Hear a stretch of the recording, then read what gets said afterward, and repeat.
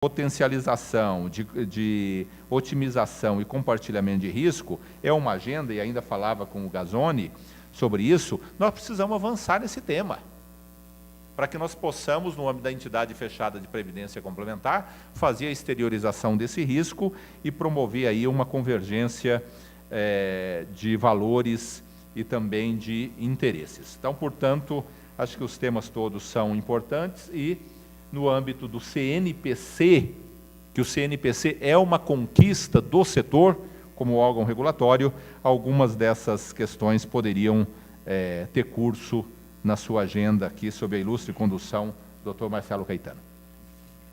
Obrigado, Adacir. Gazzoni. Pois não. Edivaldo, bem, a gente concorda em algumas questões, talvez em todas, na questão do CNPJ, você ratifica por plano, ratifica a validade dele, né? A unificação dos sistemas de supervisão também, então, que bom que você que já esteve dentro do órgão governamental também pensa dessa forma, tem toda a sua experiência nessa área também, e hoje, do outro lado, reforça essa importância. Sem dúvida, como atuário, eu não posso dizer que você está coberto de razão em ter preocupação, esse olhar que é mais recente, e não é de todos, infelizmente, Edivaldo, com o passivo atuarial. Vejo com muita satisfação a preocupação hoje do órgão supervisor, a Previc, emitindo alertas cada vez mais profundos com os cuidados que temos que ter com a volatilidade do passivo atuarial, principalmente frente a esse declínio de taxas de juros, mas você cita outras questões que também tem que estar no olhar do gestor, principalmente essa questão da saída dos planos de BD para os CDs, e Edivaldo, infelizmente ali, a gente acompanhou algumas situações, tivemos a oportunidade, a felicidade de estarmos lá.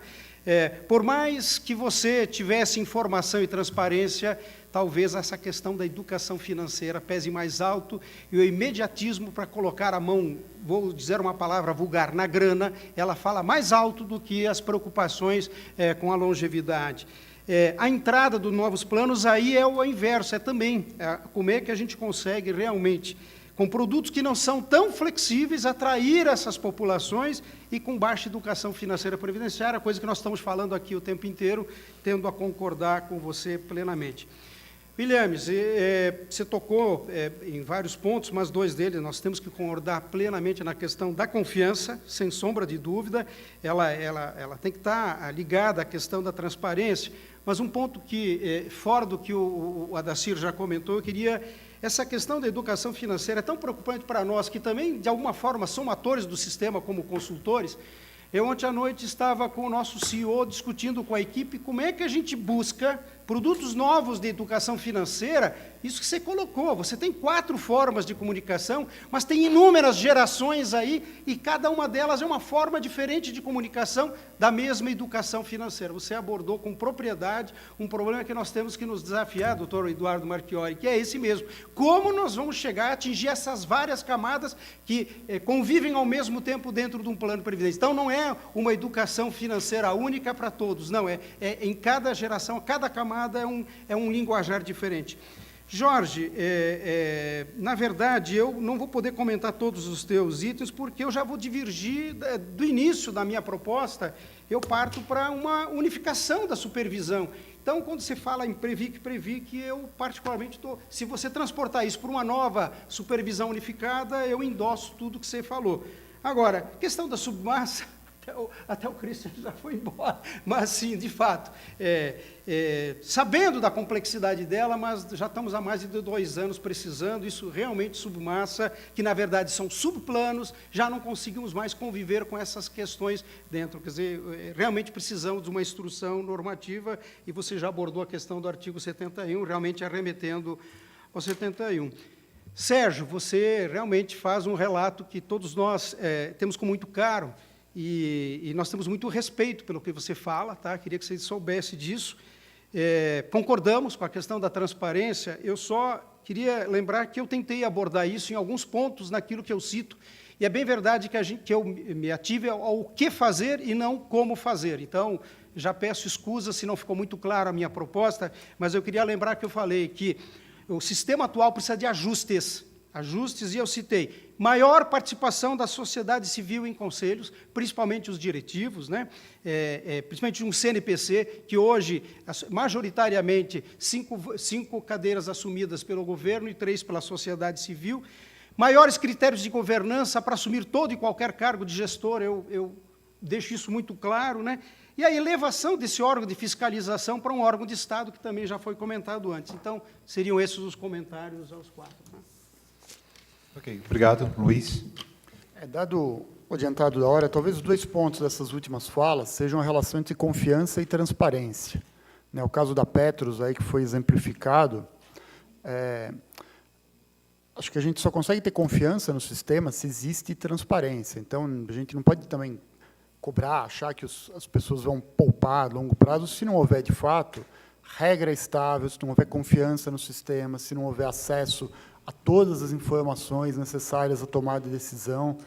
Então, acho que esses pontos estão muito relacionados e cabe um esforço da sociedade, dos órgãos reguladores, do governo, para dar todas as informações necessárias para que, tanto na Previdência Básica quanto na complementar, nas entidades, essas informações sejam supridas da maneira adequada com que se espera. Bem, muito obrigado. Antes da gente encerrar, vou pedir ao Paulo para fazer alguns comentários a respeito de sugestões que já foram recebidas. Tá? Por favor, Paulo. Boa tarde, né, a todos. Só para comunicar a vocês que nós recebemos 18 propostas, tá, muitas delas até comentadas aqui, do Jorge, da OAB, do IPCOM também, e algumas delas estavam até tratando sobre o mesmo assunto, e a gente conseguiu consolidar em 15 delas. Os assuntos foram esses: a questão dar à Previc uma condição mais segura de atuar, né? Alguns ajustes, muita coisa em relação à questão tributária, uma que surpreender a tornar a Previc membro do Conselho Monetário Nacional, né?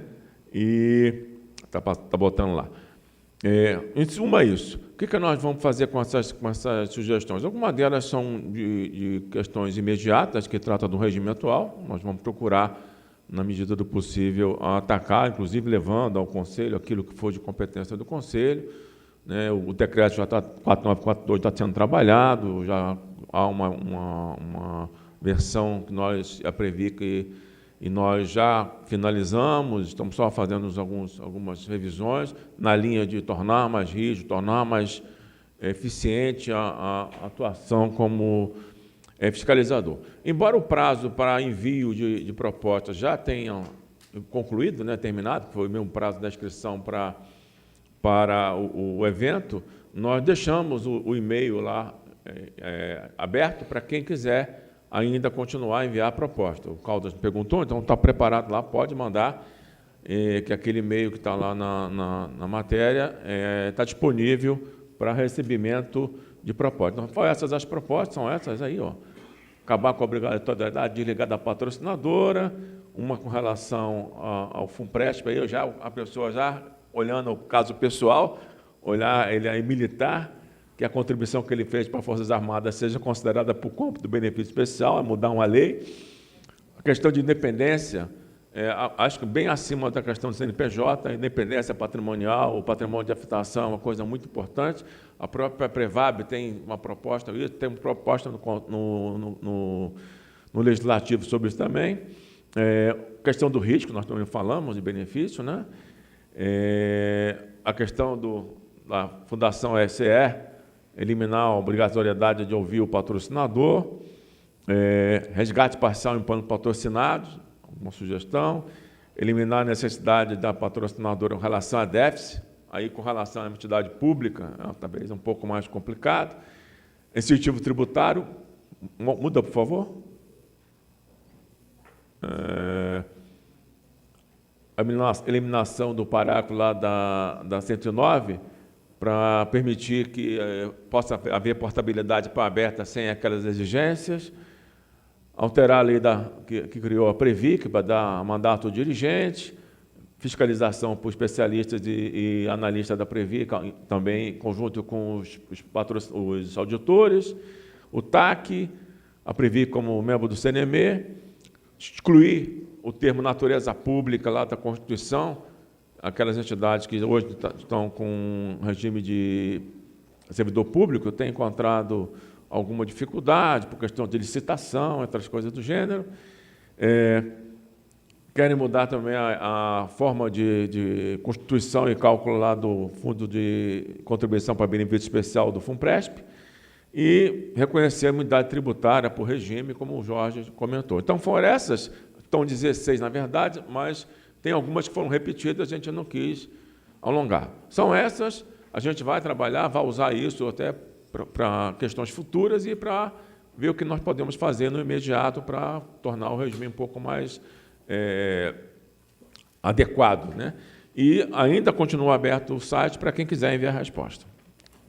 Só isso. Ótimo. Bem, então, encerrando, eu queria encerrar com um conjunto de agradecimentos, agradecer aos 3 palestrantes, o Adacir, o Gazzoni, o Luiz, que prontamente aceitaram, fizeram exposições muito boas e também se puseram à disposição para ouvir e debater com a plateia.